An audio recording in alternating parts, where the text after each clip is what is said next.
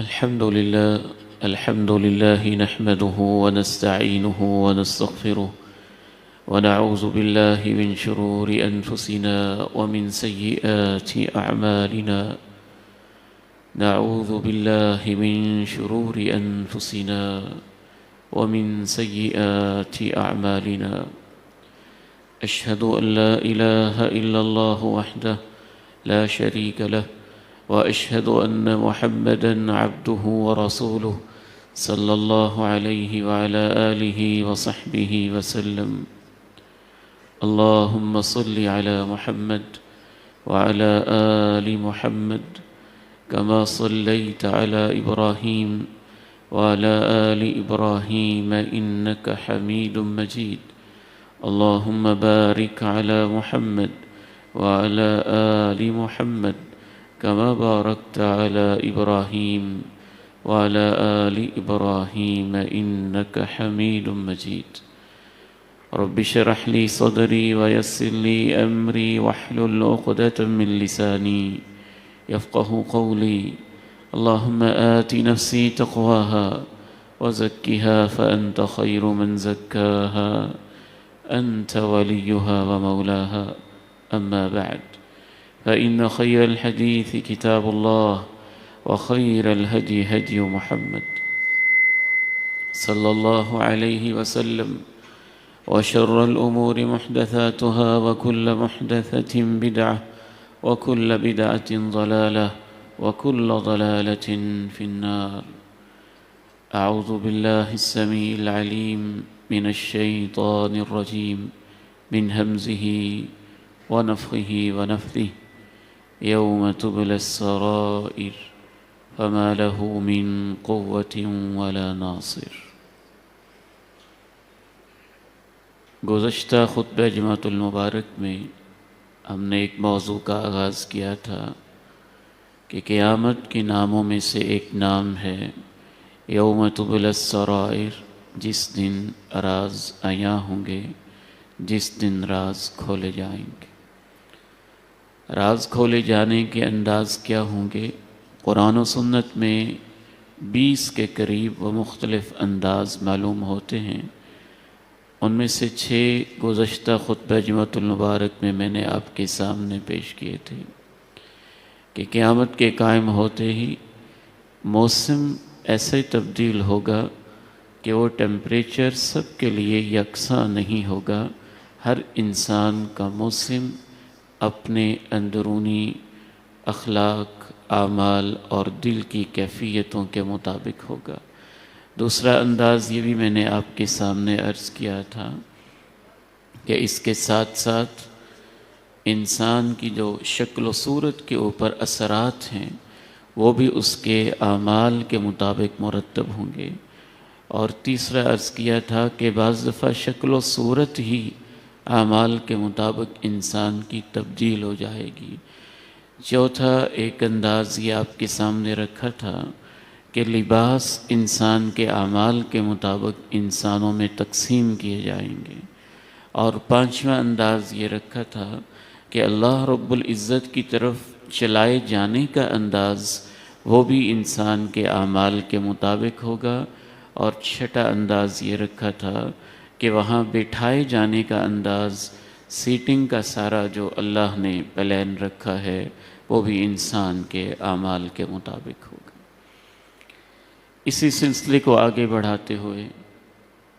قرآن و سنت کی روشنی میں یوم تبلی السرائر، جب راز کھولے جائیں گے، اس حوالے سے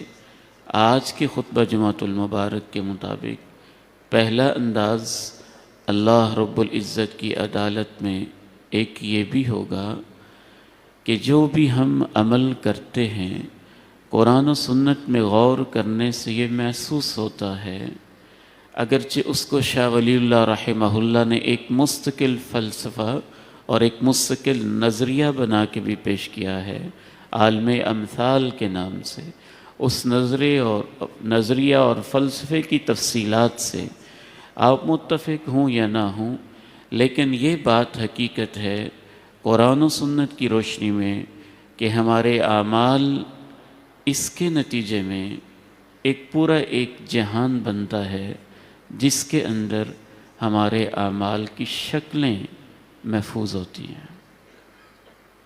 میں نیکی کرتا ہوں، اس کی باقاعدہ ایک مادی شکل بنتی، میں نماز پڑھتا ہوں، اس کی ایک شکل بنتی، میں اذکار کرتا ہوں، اس کی ایک شکل بنتی۔ تو قیامت کے دن جب راز کھولے جائیں گے، اس وقت جو ہمارے اعمال ہیں، آج جو ہم عمل کرتے ہیں وہ ختم ہو جاتا ہے، ہمیں نظر نہیں آ رہا ہوتا، لیکن قیامت کے دن بعض اعمال کی ایک شکل نظر آئے گی جو بھی انسان نے عمل کیا ہوا ہوگا، اور عموماً وہ شکل اس کے اچھے یا برے عمل کے رزلٹ اور نتیجے کے طور پر اس کے قریب قریب ہوگی جیسے اس نے دنیا میں عمل کیا تھا، اور وہ اس کے نتائج کا پوری طرح سے ذمہ دار ہوگا۔ اس کے چند ایک شواہد احادیث سے معلوم ہوتے ہیں۔ صحیح مسلم میں رسول اللہ صلی اللہ علیہ وسلم ارشاد فرماتے ہیں، لا الفین احدکم، میں جب اس حدیث میں غور کرتا ہوں تو حیران رہ جاتا ہوں کہ اللہ کے پیارے نبی کے سمجھانے کا انداز کیسا ہے۔ لا الفین احدکم علی رقبتہ شاۃ لہا، میں میری امت کے لوگوں کسی کو قیامت کے دن دیکھو اس حال میں نہ پاؤں کہ وہ آئے اور اس نے اپنی گردن کے اوپر بکری اٹھائی ہوئی ہو، لہا ثغا،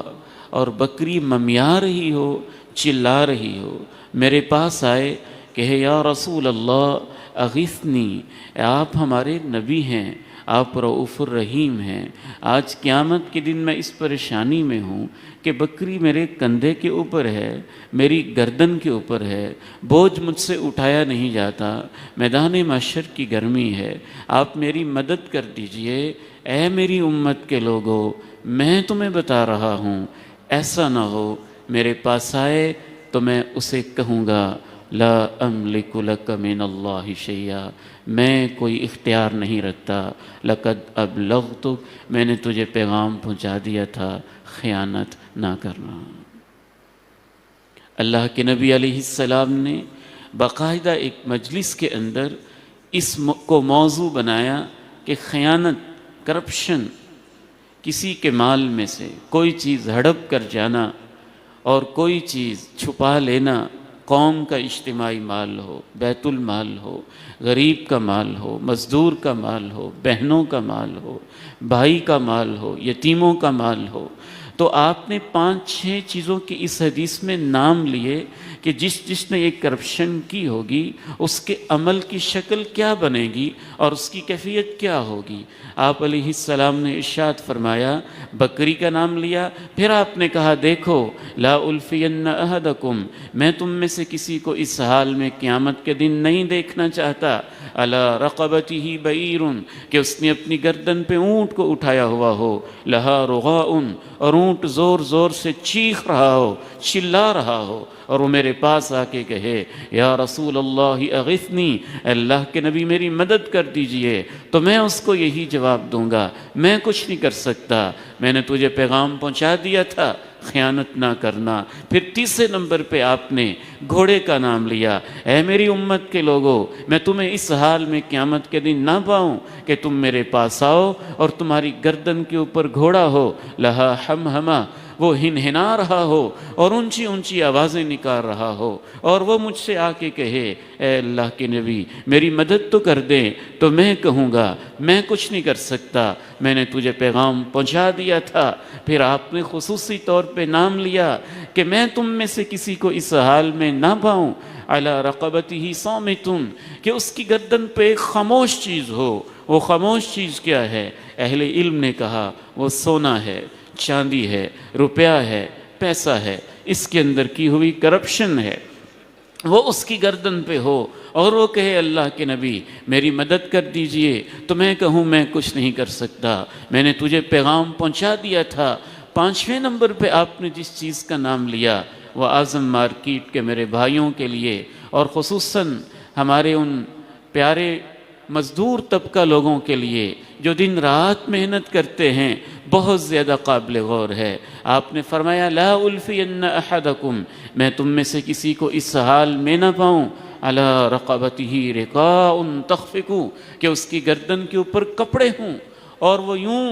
دور سے نظر آ رہے ہوں اور وہ کہے یا رسول اللہ، اے اللہ کے نبی میری مدد کر دیجئے، اور میں اس سے کہوں لا املک لک من اللہ شیئا لقد ابلغتک، میں نے تجھے پیغام پہنچا دیا تھا، آج میں تیری کوئی مدد نہیں کر سکتا ہوں۔ تو آپ نے ان 5 چیزوں کا اسپیشلی نام لے کے کہا۔ عرب معاشرے کے اندر ان چیزوں میں خیانت ہو سکتی تھی، کسی کا کپڑا اٹھا لیا، اس میں کرپشن کر لی، تھان کے تھان اٹھا لیے، سوٹ کے سوٹ اٹھا لیے اور پتہ ہی نہ چلنے دیا، کسی کا سونا چاندی روپیہ پیسہ اس کے اندر کرپشن کر لی، قوم کے اجتماعی مال کے اندر کرپشن اور خیانت کر لی، تو وہ ساری کی ساری خیانتیں جو ہیں اس کی عملی شکل یہ ہوگی کہ باقاعدہ وہ خیانت شدہ چیزیں اس کی گردن کے اوپر موجود ہوں گی۔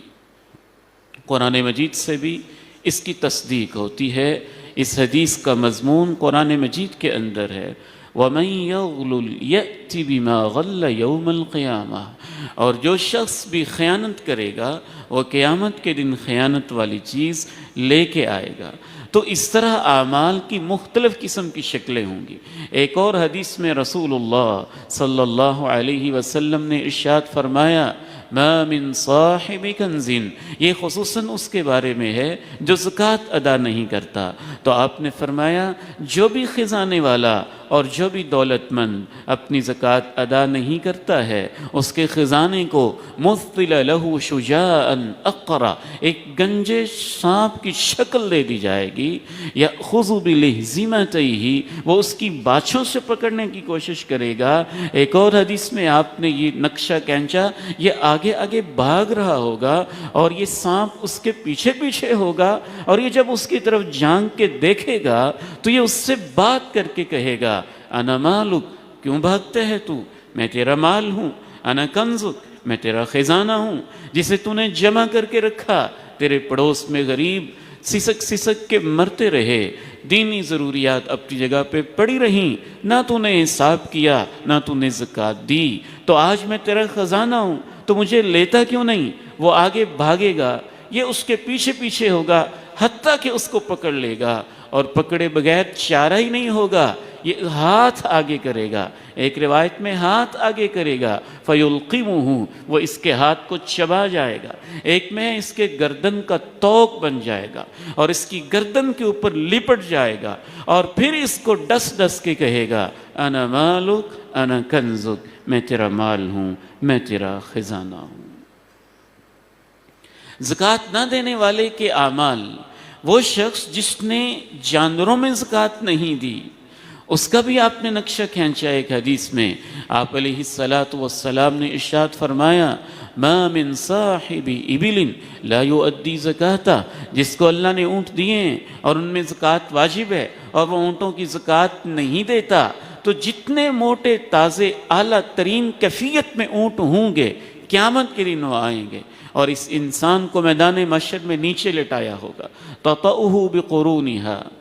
تنتحہ بقرونہا وتطأہ باظلافہا، دو کام کریں گے اونٹ، ایک تو جو ان کے سر ہوں گے وہ اس کو ماریں گے، زور کے ساتھ کک لگائیں گے، اور دوسرا کام یہ کریں گے کہ اپنے پاؤں کے نیچے اس کو روندیں گے، اور یوں ان کی قطار بنی ہوگی، 100 اونٹ ہیں، 200 ہیں، 500 ہیں۔ عرب معاشرے میں یہ بہت بڑی دولت تھی اور آج بھی بہت بڑی دولت ہے۔ اگر اس کے اوپر زکوٰۃ فرض ہے اور وہ ادا نہیں کرتا تو پہلے اونٹ سے لے کے اس کی ملکیت میں آخری اونٹ تک جتنے بھی ہوں گے میدان محشر میں اس کے اوپر ایسے چکر لگا لگا کے رونتے رہیں گے، جب ایک لائن ختم ہوگی تو دوبارہ یہ سلسلہ ہو جائے گا، اور 50,000 سال کے دن میں اس کے ساتھ یہی ہوتا رہے گا۔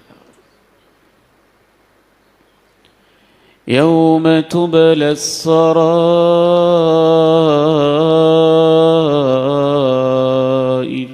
فما له من قوة ولا ناصر۔ تو شاہ ولی اللہ کے الفاظ میں ایک پورا پورا عالم امثال ہوگا، یعنی ایک عالم ارواح ہے، ایک عالم برزخ ہے، ایک عالم دنیا ہے۔ اور شاہ صاحب فرماتے ہیں ان آیات اور احادیث کی روشنی میں کہ ایک ایسا جہاں بھی ہے جہاں ہمارے اعمال کی شکلیں خاص بن رہی ہیں۔ اللہ جانتا ہے کس کس عمل کی کیا کیا بن رہی ہیں۔ بعض اعمال کے بارے میں امام کائنات نے ہمیں بتا دیا، ہم انہی کی تفصیلات جانتے ہیں۔ ایک حدیث میں تو آپ نے پورے عمل کی ایک شکل کا اظہار قبر کے اندر بھی بتا دیا کہ ایک نیک انسان ہے تو اس کے پاس ایک خوبصورت شکل آئے گی اور وہ دیکھتے ہی اس کو کہے گا وجہک الذی یأتی بالخیر، تیرا چہرہ بڑا خیر والا لگتا ہے، تو کون ہے؟ کہے گا انا عملک الصالح، میں تیرا نیک عمل ہوں۔ تو اس سے بھی پتہ چلتا ہے کہ ہمارے اعمال کے نتیجے میں کوئی خاص شکلیں بھی بنتی ہیں۔ تو قیامت کے دن وہ شکلیں ہمارے جس جس عمل کی جو جو شکل بن رہی ہے، جیسے جیسے بن رہی ہے، وہ ہمیں دکھائی جائے گی، یہ تیرا عمل تھا، یہ اس کا نتیجہ تھا۔ ایک اور حدیث میں رسول اللہ صلی اللہ علیہ وسلم کی تعلیمات سے یہ بھی معلوم ہوتا ہے کہ نیک اعمال کی بھی خوبصورت شکلیں بن رہی ہیں۔ جو صدقہ و خیرات ہے اس کی ایک حسین ترین شکل سائے کے شکل میں آئے گی۔ جب تک وہ اللہ کی عدالت میں میدان محشر میں ہے، اس کے صدقے نے اس کے اوپر سایہ ہی کیا ہوگا۔ ایک بڑی خوبصورت شکل تلاوت قرآن کی ہے، بالخصوص سورہ بقرہ اور آل عمران۔ آپ علیہ السلام ارشاد فرماتے ہیں اقرأوا البقرہ و آل عمران، سورہ بقرہ اور آل عمران الزہراوین، دو آب و تاب والی صورتیں پڑھا کرو۔ فَإِنَّهُمَا يَأْتِيَانِ يَوْمَ الْقِيَامَةِ كَأَنَّهُمَا غَمَامَتَانِ أَوْ غَيَايَتَانِ أَوْ فِرْقَانِ مِنْ طَيْرٍ صَوَافَّ تُحَاجَّانِ عَنْ صَاحِبِهِمَا، یہ دونوں صورتیں قیامت کے دن پرندوں کے جھنڈ کی شکل میں یا بادل کے ٹکڑوں کی شکل میں یوں قطار اندر قطار سایہ کرتے ہوئے اپنے پڑھنے والے کے ساتھ آئیں گی اور اللہ کی عدالت میں اللہ سے کہیں گی اللہ اپنے اس بندے کو معاف کر دے۔ یہ ہماری تلاوت کرتا تھا، یہ ہمیں پڑھا کرتا تھا، وضو کی شکل، اعضاء چمک رہے ہوں گے اور چہرے کے اوپر نور ہوگا، اللہ کی راہ میں اللہ کی خاطر محبت کرنے کی شکل، تو راز کھولے جانے کا ایک انداز قیامت کے دن یہ بھی ہوگا۔ پہلا آج کے خطبہ جمعہ کے حوالے سے کہ ہمارے اعمال کی ایک عالم امثال کے اندر اللہ ہی جانتا ہے وہ کیسا جہاں ہے، وہاں کیسی شکلیں بن رہی ہیں ہمارے اعمال کی، اور وہ شکلیں قیامت کے دن ہمارے اعمال کی ہمیں نظر آئیں گی۔ قرآن مجید میں بھی بعض آیات میں اس کی طرف اشارہ کیا گیا ہے۔ ایک دوسرا انداز راز کھولے جانے کا اللہ کی عدالت میں یہ بھی ہوگا کہ انبیاء کرام علیہم الصلوات والتسلیمات، جنہوں نے دنیا کے اندر محنتیں کی تھیں، ان کو اپنی اپنی امتوں کے ساتھ پیش کیا جائے گا، اور ہر نبی اپنی اپنی امت کے بارے میں گواہی دے گا کہ یا اللہ میں نے ان کو دین پہنچا دیا تھا۔ میں اس کی تفصیل میں جاتا ہوں تو مجھے کبھی یوں نظر سا آنے لگتا ہے، ایک اپنے تخیل کی دنیا میں، جیسے جناب نوح کہہ رہے ہوں اے اللہ میں تو 950 سال تک روتا ہی رہا، ان کو سمجھاتا ہی رہا، ان سے پوچھئے انہوں نے عمل کیا تھا کہ نہیں۔ جیسے جناب ابراہیم کہہ رہے ہوں یا اللہ مجھے آگ میں پھینکا گیا، مجھے گھر سے نکال دیا گیا، مجھے وطن سے جلا کر دیا گیا، مجھے پتھر کی دھمکیاں دی گئیں، مجھے آگ کے اندر ایک آلے کے ذریعے سے الاؤ بھڑکا کے اس کے اندر پھینک دیا گیا، یا اللہ میں تیری توحید پہنچاتا رہا ہوں، انہوں نے مانا تھا کہ نہیں، یا اللہ آج تو ان سے سوال کر لے۔ امام کائنات علیہ السلام کی باری آئے گی تو آپ پتہ نہیں کیا کیا کہتے ہوں گے کہ یا اللہ میں نے طائف کے میدانوں میں، احد کی وادیوں میں، مکہ کی گلیوں میں، اور کہاں کہاں پہ کیسے کیسے کن کن مشکلوں اور تکلیفوں کو اٹھا کے میں اس امت کو دین پہنچایا تھا۔ فَكَيْفَ إِذَا جِئْنَا مِن كُلِّ أُمَّةٍ بِشَهِيدٍ وَجِئْنَا بِكَ عَلَى هَؤُلَاءِ شَهِيدًا۔ کیسا ہوگا وہ منظر جب ہم ہر امت سے ایک گواہ کھڑا کریں گے، اور اے میرے پیارے نبی آپ کو ان پر گواہ بنا کے لائیں گے۔ اور جب کوئی ایسا نبی ہوگا جس کی امت ساری ہی منکر اور کافر رہی ہوگی، اور وہ کہے گی کہ اللہ انہوں نے ہمیں دین پہنچایا ہی نہیں تھا، تو پھر اللہ اپنے آخری نبی کی امت کو گواہ بنا کے لائے گا کہ اے میرے نبی کی امت آپ گواہ دو نا، اس پیغمبر نے دین پہنچایا تھا کہ نہیں؟ پھر یہ امت گواہی دے گی کہ یا اللہ ہم نے جو تو نے قرآن نازل کیا اس میں ہم نے پڑھا تھا جناب نوح کیسے تبلیغ کرتے رہے، جناب ابراہیم کیا کیا تکلیفیں اور مشقتیں اٹھاتے رہے۔ ایک تیسرا انداز راز کھولے جانے کا قیامت کے دن یہ بھی ہوگا کہ فرشتے بھی گواہی دیں گے۔ بالخصوص اللہ رب العزت نے دو فرشتوں کا تذکرہ کیا ہے، ہر انسان کے ساتھ دو فرشتے ہوں گے، ہر انسان کے ساتھ۔ وَلَقَدْ خَلَقْنَا الْإِنسَانَ وَنَعْلَمُ مَا تُوَسْوِسُ بِهِ نَفْسُهُ وَنَحْنُ أَقْرَبُ إِلَيْهِ مِنْ حَبْلِ الْوَرِيدِ إِذْ يَتَلَقَّى الْمُتَلَقِّيَانِ عَنِ الْيَمِينِ وَعَنِ الشِّمَالِ قَعِيدٌ مَا يَلْفِظُ مِنْ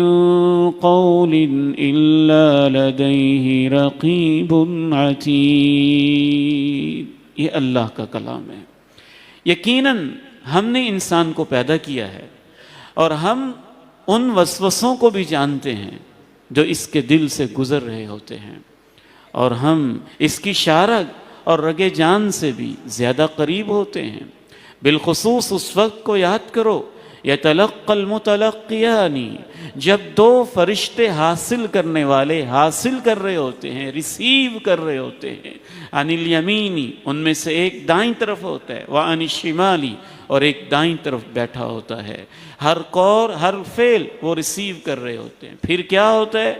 آگے اللہ نے اس کی مزید تفصیل بیان کی۔ وَجَاءَتْ سَكْرَةُ الْمَوْتِ بِالْحَقِّ ذَلِكَ مَا كُنْتَ مِنْهُ تَحِيدُ وَنُفِخَ فِي الصُّورِ ذَلِكَ يَوْمُ الْوَعِيدِ وَجَاءَتْ كُلُّ نَفْسٍ معها سائق وشهيد۔ موت کی غشی آئی حق کو لے کے۔ حق کو لے کے ایک معنی تو یہ ہے کہ جیسے ہی موت کی غشی آئی، جو حقیقتیں تمہاری آنکھوں کے سامنے نہیں تھیں وہ حقیقتیں تمہارے سامنے کھلنے لگی۔ اور ایک معنی امام طبری نے یہ بھی لکھا کہ موت کی غشی ویسے آئی جیسے اللہ نے اس کا وقت مقرر کیا ہوا تھا، جو اس کی کیفیتیں مقرر کی ہوئی تھیں، جیسی اللہ نے اس کی حقیقت رکھی ہوئی تھی، وہ اپنی پوری حقیقتوں کے ساتھ غشی آ گئی۔ اور امام طبری نے مزید کیا خوبصورت وضاحت کی مفسرین نے کہ غشی کا مطلب یہ ہے کہ اس کی تکلیف اور شدت ایسی تھی کہ انسان کے ہوش و حواس ظاہری طور پہ ختم سے ہو گئے، وہ اور ایک دنیا میں پہنچ گیا، اور اس سے کہا گیا ذَلِكَ مَا كُنْتَ مِنْهُ تَحِيدٌ، یہی وہ موت ہے جس سے گریز تو کیا کرتا تھا۔ وَنُفِخَ فِي الصُّورِ، پھر قیامت قائم ہوئی، سور میں پھونک دیا گیا، پھر اس کو کہا گیا ذَلِكَ يَوْمُ الْوَعِيدِ، یہ وہ دن ہے جس سے تجھے ڈرایا جاتا تھا۔ وَجَاءَتْ كُلُّ نَفْسٍ مَعَهَا، ہر انسان اس حالت میں آیا کہ اس کے ساتھ ایک وہ فرشتہ تھا جو اس کو چلا کے لا رہا تھا، وَشَهِيدٌ، اور ایک وہ فرشتہ تھا جو گواہی دے رہا تھا۔ نیکی کی گواہی، برائی کی گواہی۔ یا اللہ یہ اس نے نیکیاں کی، یہ اس نے برائیاں کی۔ اور جو فرشتہ چلا کے لا رہا تھا، مزید قرآن مجید میں غور کرنے سے یہ محسوس ہوتا ہے کہ اس فرشتے کی میدان محشر میں ڈیوٹی یہ تھی کہ تم نے اسے ہماری عدالت میں حاضر کرنا ہے۔ اور جب اس نے اللہ کی عدالت میں حاضر کیا تو اس نے کہا ھذا ما لدی عتید، یا اللہ جو میری ذمہ داری تھی یہ بندہ حاضر ہے۔ اور فرشتے نے موقع پہ گواہی دی کہ میں نے یہ کچھ لکھا تھا، یہ اس کے اعمال۔ وَإِنَّ عَلَيْكُمْ لَحَافِظِينَ كِرَامًا كَاتِبِينَ يَعْلَمُونَ مَا تَفْعَلُونَ إِنَّ الْأَبْرَارَ لَفِي نَعِيمٍ۔ آج دنیا کے لوگ کہتے ہیں کیمرے کی آنکھ تجھے دیکھ رہی ہے، اللہ کے قرآن کے سمجھانے کا انداز ہو رہا ہے۔ اللہ کا قرآن کہتا ہے ان علیکم لحافظین، یقیناً تمہارے اوپر نگران فرشتے مقرر ہیں، کرامن، وہ بڑے معزز ہیں، وہ بڑے معزز ہیں۔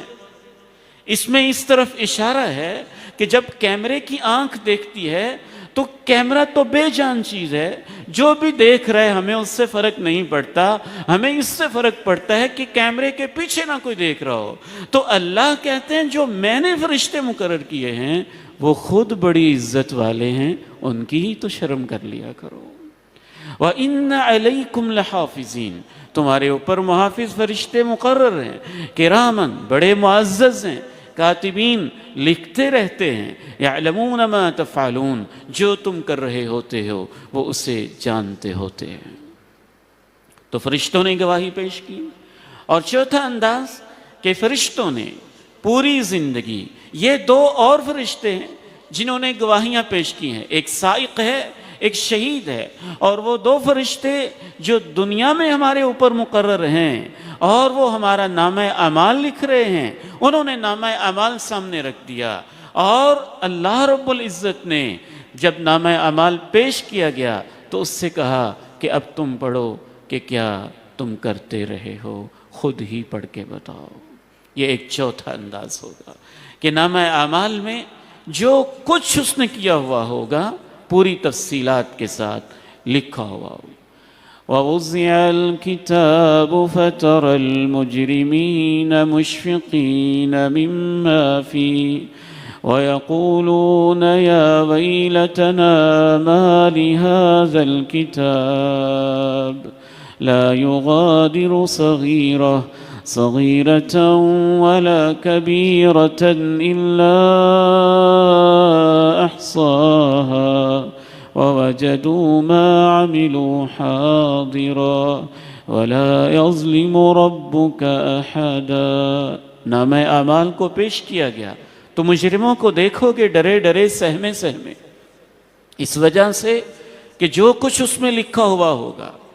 اور وہ کہیں گے یہ کیسا ریکارڈ ہے، کوئی چھوٹی اور کوئی بڑی چیز اس سے چھوٹی ہی نہیں ہے، سب کچھ پوری تفصیل کے ساتھ لکھا ہوا ہے۔ وَوَجَدُوا مَا عَمِلُوا حَاضِرًا، اللہ نے کہا وہی وہ اپنے سامنے حاضر پائیں گے جو وہ کرتے رہے۔ وَلَا يَظْلِمُ رَبُّكَ أَحَدًا، تیرا رب کسی پہ ظلم نہیں کرتا ہے۔ ایک اور مقام پہ اللہ نے اس کا اور طرح سے نقشہ کھینچا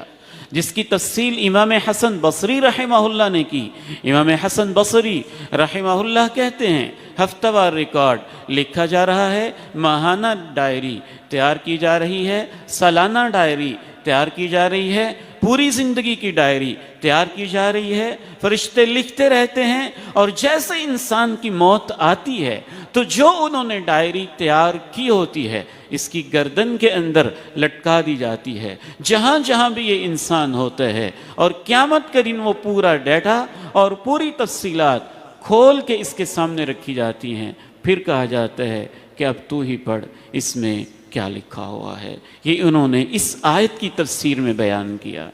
وَكُلَّ إِنسَانٍ أَلْزَمْنَاهُ طَائِرَهُ فِي عُنُقِهِ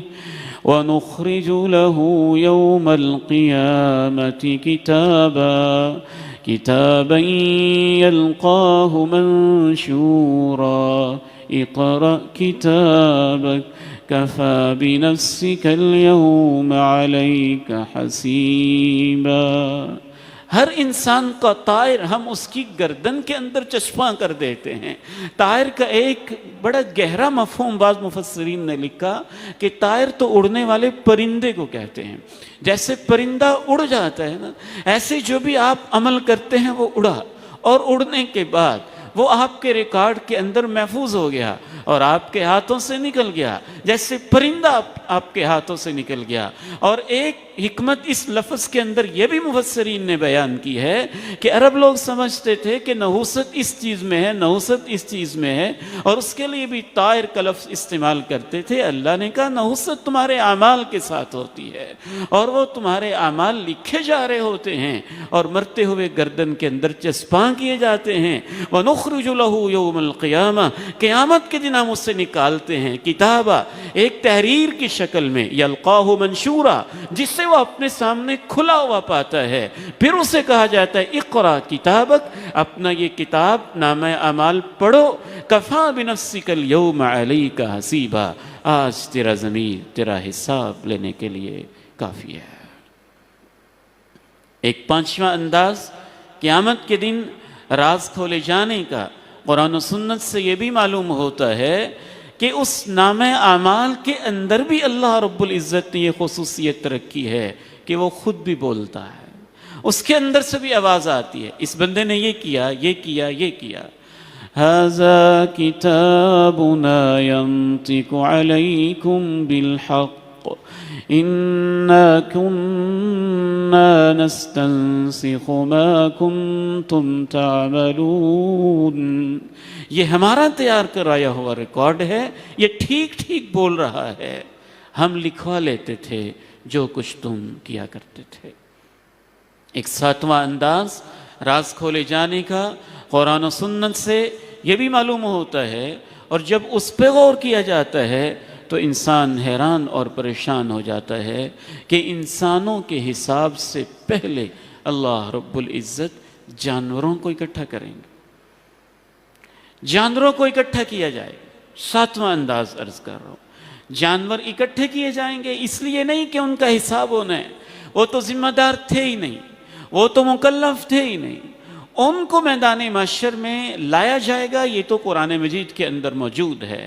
سورہ تکویر میں وَإِذَا الْوُحُوشُ حُشِرَتْ، جب جنگل کے درندوں کو بھی اکٹھا کیا جائے گا۔ لیکن لانے کی وجہ کیا ہوگی، اس کی دو حکمتیں مفسرین نے لکھیں۔ ایک وجہ تو یہ ہوگی کہ بعض کیسز کے اندر جانور ایک دوسرے پہ ظلم کے لیے استعمال ہوئے، بعض بادشاہ مظلوموں کے اوپر درندوں کو چھوڑ دیتے، بھوکے شیروں کو چھوڑ دیتے، وہ ان کا گوشت نوچا کرتے، اور بعض وڈیرے اپنے اپنے ڈیروں پہ کتوں کو مظلوموں کے اوپر چھوڑ دیتے، وہ گواہیاں پیش کریں گے ہمارے ذریعے سے ان انسانوں پہ کیسے کیسے ظلم ہوتا رہا۔ جہاں جہاں اس کے ذریعے سے ظلم کیا گیا، بعض بدبخت ایسے بھی ہیں آج کے اس کلچر میں جو جانوروں کے ساتھ بھی بے حیائی سے باز نہیں آتے، تو جہاں جہاں ان کی گواہیاں ہیں انسانوں کے حق میں یا انسانوں کے خلاف، ان کو بھی پیش کیا جائے گا۔ اور ایک دوسری حکمت وہ بڑی عجیب و غریب ہے جسے مفسرین نے سورہ نبا کی تفسیر میں لکھا ہے، اور امام کائنات علیہ السلام کی حدیث مبارکہ کی روشنی میں لکھا ہے۔ صحیح مسلم میں آپ نے ارشاد فرمایا لَتُؤَدُّنَّ الْحُقُوقَ إِلَىٰ أَهْلِهَا، یقیناً تمہیں اہل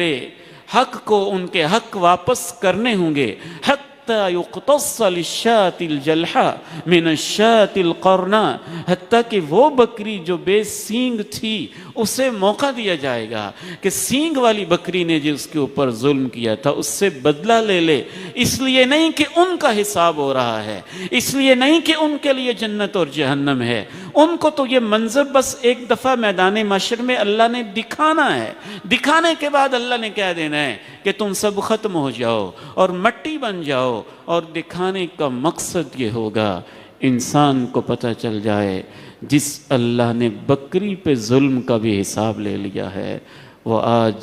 جو میں نے انسانوں پہ ظلم کیے تھے اس کا حساب کیسے لے گا، تاکہ اپنے حساب سے پہلے ہی اسے یہ اندازہ ہو جائے کہ آج اللہ کی عدالت ہے۔ اسی لیے تو امام کائنات نے دونوں چیزوں کو اکٹھا بیان کیا، لَتُؤَدُّنَّ الْحُقُوقَ إِلَىٰ أَهْلِهَا، تمہیں حقوق جن کے حق ہیں ان کو واپس کرنا ہی ہوں گے اگر تم ایسے نہیں کرو گے تو ایک دن آئے گا جہاں حق واپس کیے جائیں گے، حتیٰ کہ بے سینگ بکری کو موقع دیا جائے گا کہ سینگ والی بکری نے جو اس پہ ظلم کیا تھا انسانوں کے سامنے اس کا بھی سینگ دکھا دیا جائے۔ اللہ رب العزت نے قرآن مجید میں جہاں یہ ارشاد فرمایا وَيَقُولُ الْكَافِرُ يَا لَيْتَنِي كُنْتُ تُرَابًا، کافر کہے گا کاش کہ میں بھی مٹی ہوتا۔ مفسرین نے لکھا یہی وہ موقع ہوگا کہ جب ایک بدبخت انسان چلا اٹھے گا، کاش جیسے یہ بکریوں کا حساب تو ہوا لیکن یہ مٹی بن گئیں اور ان کا فیصلہ نہیں ہوا جنت جہنم کا، کاش میں بھی کچھ جانور ہی ہوتا اور آج مٹی بن جاتا اور میرے لیے جنت جہنم کا فیصلہ نہ ہوتا۔ ایک آٹھواں انداز اللہ کی عدالت میں راز کھولے جانے کا اسی مرحلے کے اندر کہ پہلے مرحلے میں جانوروں کو پیش کیا گیا اور اس کے ساتھ ساتھ ہی حضرت عبداللہ ابن مسعود رضی اللہ عنہما ارشاد فرماتے ہیں، امام ابن ابی حاتم نے اپنی تفسیر میں اور امام ابن کثیر نے اپنی تفسیر میں ایک آیت کی تفسیر کرتے ہوئے یہ لکھا کہ اللہ کی طرف سے اعلان کیا جائے گا یہ فلاں ہے، فلاں کا بیٹا ہے، جس کسی نے اس سے حق لینا ہے آج میری عدالت ہے، وہ دعویٰ پیش کرے اور اپنا حق لے سکتا ہے۔ امام ابن ابی حاتم السائد اس حدیث کی وضاحت کرتے ہوئے لکھتے ہیں کہ جیسے یہ اعلان ہوگا تو ایک باپ بھی خوش ہو رہا ہوگا کہ اچھا میرے بیٹے نے بڑا ظلم کیا تھا، آج نیکیوں کی بڑی ضرورت ہے، میں بھی دعویٰ دائر کرتا ہوں۔ ایک بیوی خوش ہو رہی ہوگی کہ میں آج دعویٰ دائر کرتی ہوں۔ اس بارے میں اللہ نے یہ الفاظ کہے اور اس آیت کی تفسیر میں مفسرین نے اور صحابہ و تابعین نے یہ تفسیر لکھی، فَلَا أَنْسَابَ بَيْنَهُمْ يَوْمَئِذٍ وَلَا يَتَسَاءَلُونَ، سب رشتے ختم ہو جائیں گے اور وہ ایک دوسرے سے پوچھیں تک گے نہیں، پوچھیں گے بھی نہیں۔ کبھی کبھی میرا احساس یہ کہتا ہے کہ کیا وہ منظر کیسا ہوگا؟ ممکن ہے ایک بیٹا یہ کہتا ہو کہ اللہ اس باپ نے میری روزی کا، روٹی کا، کپڑوں کا، سکول کا، فیس کا، وردی کا، ہر چیز کا خیال رکھا، اس نے تو مجھے کہا ہی نہیں تھا کہ نماز بھی پڑھنی ہے، اس نے تو مجھے قرآن کا ترجمہ پڑھایا ہی نہیں تھا، اس نے تو مجھے دین پہ لگایا ہی نہیں تھا۔ وہ ایسا موقع ہوگا، جناب عبداللہ ابن مسعود کہتے ہیں کہ ہر رشتہ دار خوش ہو رہا ہوگا کہ ٹھیک ہے میرے اوپر جتنے ظلم ہوئے تھے آج اتنی نیکیاں تو میں اس کی لوں گا نا، آج میں اپنے گناہوں کا بوجھ تو اس پہ ڈالوں گا نا۔ رسول اللہ صلی اللہ علیہ وسلم نے صحابہ سے کہا اتدرون من المفلس، جانتے ہو مفلس کون ہوتا ہے؟ صحابہ نے کہا مفلس وہ ہوتا ہے من لا درہم لہ ولا متاع، جس کے پاس پیسے نہیں ہوتے، زندگی کا سامان نہیں ہوتا۔ کہا یہ مفلس نہیں ہوتا ہے، میری امت میں سے مفلس وہ ہے جو قیامت کے دن نمازیں لے کے آئے گا، صدقہ لے کے آئے گا، زکوٰۃ لے کے آئے گا، روزے لے کے آئے گا، لیکن وہ اس حال میں آئے گا قد شتم ھذا، کسی کو اس نے گالی دی ہوگی، قذف ھذا، کسی پہ بہتان لگایا ہوگا، اکل مال ھذا، کسی کا اس نے مال کھایا ہوگا، ضرب ھذا، کسی کو اس نے پیٹا ہوگا، اور کسی کا اس نے ناحق خون بہایا ہوگا۔ 5 قسم کے گناہوں کا خصوصی آپ نے تذکرہ کیا، کسی کا مال کھایا ہوگا، کسی کو گالی دی ہوگی، کسی کے اوپر ظلم کیا ہوگا، اس طرح کی چیزوں کا آپ نے بالخصوص تذکرہ کر کے کہا، تو یہ آئے گا اور کہے گا اللہ اس نے میرے ساتھ یہ کیا تھا، تو اس کو اس کی نیکیاں دے دی جائیں گی، دعوے دار آتے جائیں گے، نیکیاں ختم ہو جائیں گی، پھر ان کے گناہ اس ظالم کے سر پہ لاد دیے جائیں گے اور اس کو جہنم کی طرف روانہ کر دیا جائے گا۔ یوم تبلی السرائر، یوم تبلی السرائر فما له من قوة ولا ناصر۔ ایک مزدور کی مزدوری کوئی مالک کھا گیا تھا تو اس دن کتنا خوش ہوتا ہوگا، چلیں دنیا تو جیسے گزری،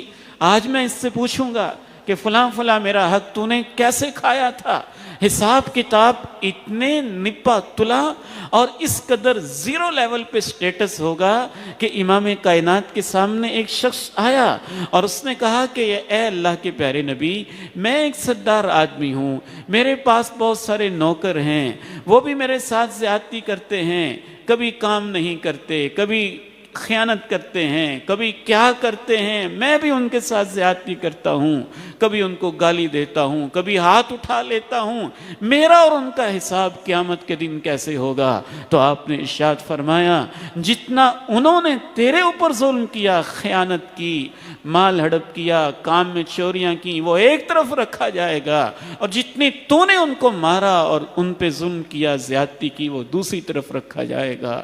جس کا ظلم بڑھ جائے گا اس کو دوسرے کا حساب دینا پڑے گا۔ تو اس نے اللہ کے پیارے نبی کے سامنے کہا میں تو پھر نوکر رکھنے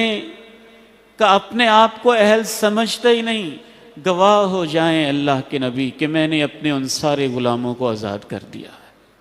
میں نے ان کو آزاد کر دیا ہے۔ یہ وہ لوگ تھے جن کو یقین تھا کہ یہ حساب ہونا ہی ہونا ہے۔ تو ایک یہ 8واں انداز قصاص کا ہوگا کہ باقاعدہ طور پہ ہر انسان کو موقع دیا جائے گا، وہ اپنا مقدمہ اللہ کی عدالت میں پیش کرے گا، اور ایک خاص مقدمہ تو نبی علیہ السلام نے منشن کر کے کہا کہ وہ کیسے پیش کرے گا، جس سے ہم تصور کر سکتے ہیں کہ انداز کیا ہوگا۔ آپ نے ارشاد فرمایا یجیء المقتول بالقاتل یوم القیامہ واوداجہ تشخب دما، ایک یہ منظر ہوگا کہ ایک مقتول آئے گا جسے قتل کیا گیا تھا، اور اس نے قاتل کے سر کو پکڑا ہوگا اور اس کو کھینچ کے اللہ کے عرش کے قریب کرے گا، اور اس کی رگوں سے خون بہتا ہوگا، اور وہ کہے گا اللہ اس سے پوچھ اس نے مجھے قتل کیوں کیا تھا، میرا خون کیوں بہایا تھا۔ ایک 9واں انداز راز کھولے جانے کا، اللہ رب العزت کی عدالت میں جو مختلف قسم کے اللہ رب العزت نے قرآن و سنت کے اندر انداز بتائے، یوم تبلی السرائر، ان میں سے ایک انداز یہ بھی ہوگا کہ کل قیامت کے دن اللہ رب العزت انبیاء کے علاوہ اور لوگوں کو بھی گواہی کا موقع دے گا، اور ان میں بالخصوص علماء اور اہل علم بھی ہوں گے جو کہیں گے کہ اے اللہ ہم اتنے عرصے تک فلاں تیرے نبی کی وراثت والی جگہ پہ ممبر رسول پہ تیرا دین پہنچاتے رہے تھے، عمل کیا تھا نہیں کیا؟ یہ تو ان اپنے بندوں سے پوچھ لے، اولیاء، صحابہ کرام، نیک لوگ، صالحین، دین کی تبلیغ، دعوت کا کام کرنے والے، معلوم یہی ہوتا ہے کہ ان کو بھی گواہی کا موقع دیا جائے گا، اور وہ اللہ کی عدالت میں اپنی گواہی پیش کریں گے۔ اور بالخصوص